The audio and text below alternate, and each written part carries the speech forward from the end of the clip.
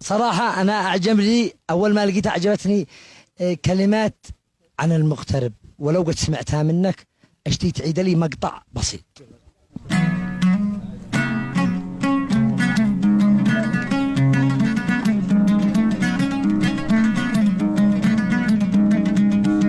قالت زوجة المغترب يا زوجي فتوبي علي، لك عامين في المملكة بتخبر وبسأل عليك.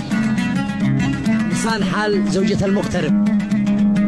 لك عامين في المملكة بتخبر وبسأل عليك، كل من لا سقي جربته وانت جربتك ما سقاك.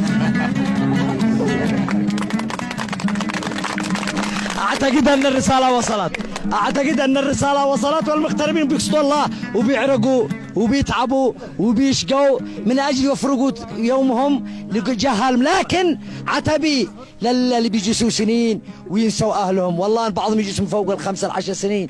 ولأهلك عليك حق. زيد بيت. أيوة. لك عامين في المملكة لا تقر ولا شي بنيت، وانعدك مطول بها روح لك وبصرف عليك. ونعادك مطول روح لك وبصرف علي. سندفه، لكن ما اللي بيشتغلوا ويشقوا ولا نحن نحييهم. والله انا متعاطف مع اخواننا المغتربين متعاطفين مع المعاناه اللي بيمارسوها، ونوجه رساله عبر برنامج الكاميرا بالريف رفقا بالمغتربين اليمنيين، أليس كذلك؟ أيوة.